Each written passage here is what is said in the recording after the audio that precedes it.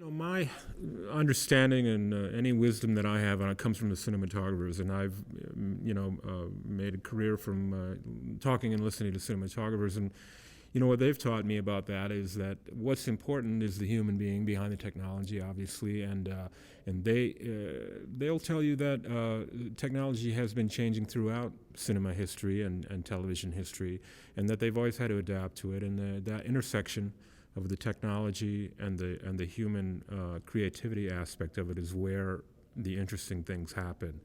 And with things are changing faster. We used film for close to 100 years, and film still exists, but it's largely been supplanted. And I think that there are people learning to use this new tool. I think for the first age of digital, filmmakers, their goal was to make it look like film, because we'd learned how to communicate with each other and with movie audiences, television audiences, using the film medium. And then people came along and said, well, we don't want to give up film unless what we have is better than that. So we waited kind of until digital, evolving much quicker at a more early and nascent stage of its evolution, to surpass film. And maybe we're close to that now. Although they are two different media, and I think the cinematographers know that. And what's interesting now is you see people beginning to use the medium for its strengths and to tell stories in ways that use the new type of media. I mean, there's a lot of people point to Drive, the movie Drive, as a turning point. They didn't try to make that movie look like a filmed movie. They try to do what they did with it. I think it's interesting with Ang Lee's presentation on Saturday here at NAB. He's made a film with 120 frames per second 3D, and he's really kind of hanging out on the line there, because I think that the studios are probably not super excited about finding a way to make movies that costs more. But on the other hand, if Ang and people who think like him can take us to a new level and give us an experience in the cinema that brings us out of our homes and transforms us and touches us the way that motion picture images did at first 100 plus years ago, he will have made a fantastic contribution.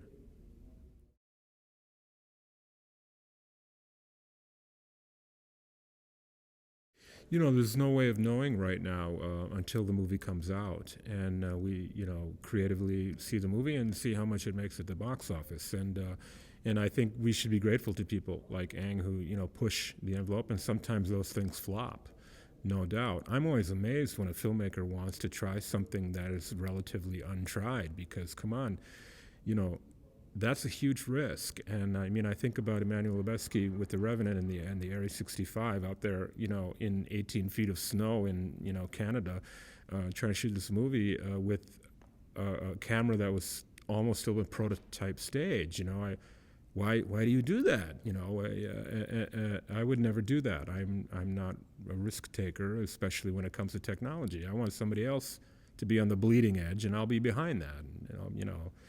But thank goodness we have these people, because they make cinema new and fresh, and they, and sometimes they fail, but there's no way of knowing if a specific case like Ang's will come out. And I didn't realize, I learned yesterday that Ang's movie does not come out until November.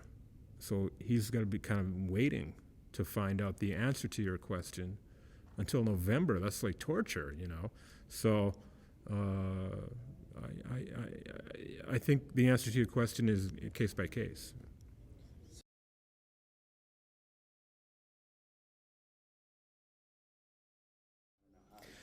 I think that what is required is an attention to the needs of the artist. And one red flag that I see is when a company is touting a new technology, and they kind of they are obsessed, or they're focused too much on the numbers and the engineering, and all of those things are wonderful. But what's important from where I stand is how the artist is going to use that tool, and whether the artist feels comfortable with it and likes it, and that's the litmus test. At NAB, we are mostly engineers and tech people, and amazing achievements are on display here. But to me, until the artist picks up the tool, it's kind of boring. That's when it gets interesting.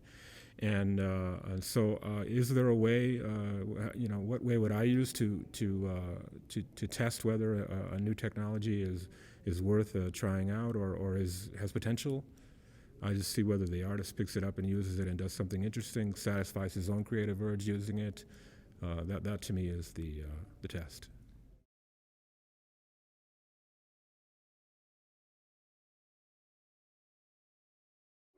It varies from person to person. I mean, I remember William A. Fraker, ASC, saying, he's God rest his soul and passed away now, but he would say, David, I'm so happy that I'm too old and I'm not going to have to learn any of this digital crap. I shoot film and I had a great career and now I'm finished and I'm tired of learning things. And but Ang Lee hired to shoot his 120 frames experiment John Toll, who is really a filmmaker who came up in the film world. Shot film, was a master operator on many amazing Oscar-winning movies. Won Oscars for 2 out of the first 3 films he served as director of photography on, and is trained in a very as old school as any working cinematographer there is. But John and many of people like him and members of the ASC, I always say that these people are cameramen, and they're interested in any camera. They love cameras. They see a camera, they go, oh, how does that thing work? I see, let me look through that, And that's the way John is, and that's the way most of these guys are. I mean, really, there are, the Luddite attitude, will make your career very short. Generally speaking, there are young people coming up, and they do amazing work, but all sides and all generations can learn from each other.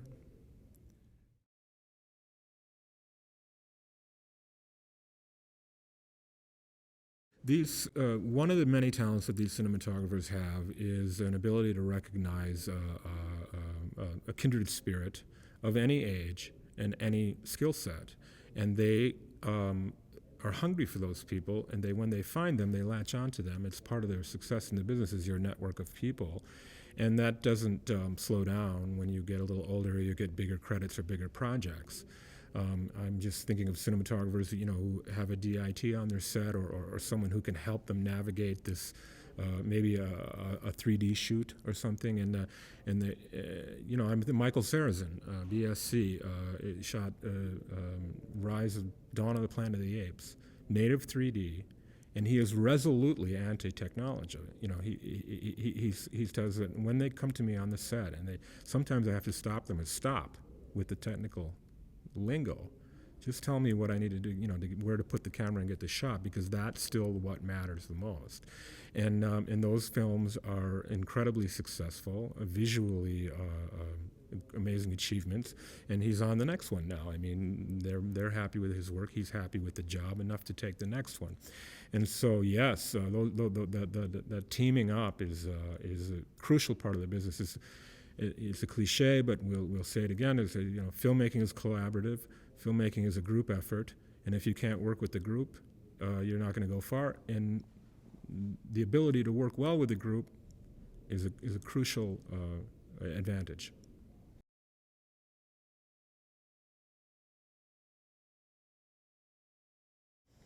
I think, again, it varies from cinematographer to cinematographer, from project to project. I think that the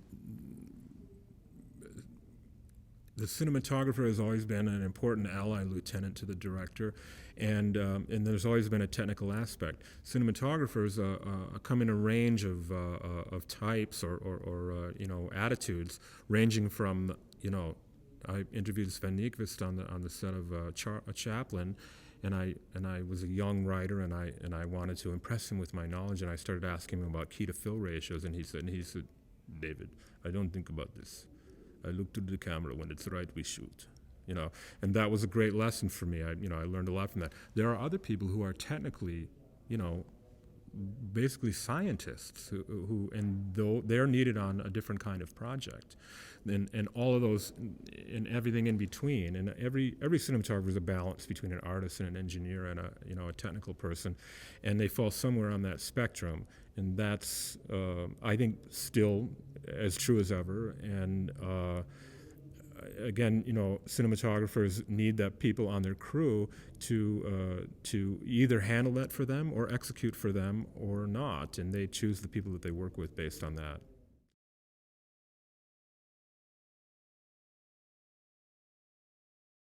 I don't know if the projectors need an adaptation, or if you need a completely different projector, or how much that costs, and whether it's even, I don't know. I hope, or I assume they asked all those questions before they undertook this, but I don't know the answer.